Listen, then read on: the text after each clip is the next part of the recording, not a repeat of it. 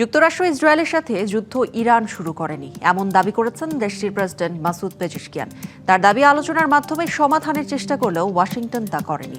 এদিকে যুদ্ধ প্রসঙ্গে পররাষ্ট্রমন্ত্রী আব্বাস আরাকচি বলেন, মার্কিন সামরিক বাহিনীর বিপক্ষে ইরানের সশস্ত্র বাহিনী নিজেদের সক্ষমতা ও শক্তি সফলভাবে প্রমাণ করেছে।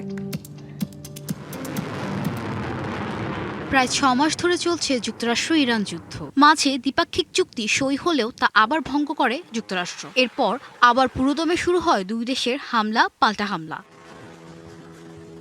যুদ্ধ প্রসঙ্গে শুক্রবার ইরানের রাষ্ট্রীয় টেলিভিশনে সম্প্রচারিত এক বিশেষ সাক্ষাৎকার দেন দেশটির প্রেসিডেন্ট মাসুদ পেজিশকিয়ান।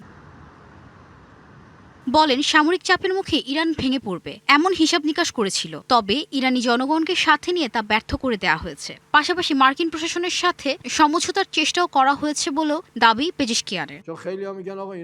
বহুবার যুদ্ধ এড়ানোর চেষ্টা করেছি, তবুও যুদ্ধ বেঁধেছে। শুরুটা আমরা করিনি, আমরা আলোচনার মধ্যেই ছিলাম, তবে বারবার যুদ্ধের উস্কানি দেয়া হয়েছে।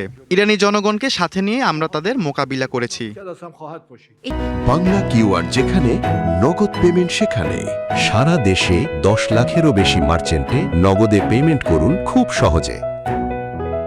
দিকে বিশ্বের সবচেয়ে ব্যয়বহুল মার্কিন সামরিক বাহিনীর বিপক্ষে ইরানের সশস্ত্র বাহিনী নিজেদের সক্ষমতা ও শক্তির প্রমাণ সফলভাবে দিয়েছে এমন মন্তব্য করেছেন দেশটির পররাষ্ট্রমন্ত্রী আব্বাস আরাকচি। এক্সে দেয়া এক পোস্টে একথা বলেন তিনি। অন্যদিকে হরমুজ প্রণালী নিয়ে ওমানের সাথে চুক্তির বিষয়ে ইরানের জাতীয় নিরাপত্তা পরিষদ জানায়, চূড়ান্ত খসড়ার কাজ প্রায় শেষ পর্যায়ে। এখন শুধু ইরানের সুপ্রিম ন্যাশনাল সিকিউরিটি কাউন্সিলের অনুমোদনের অপেক্ষা।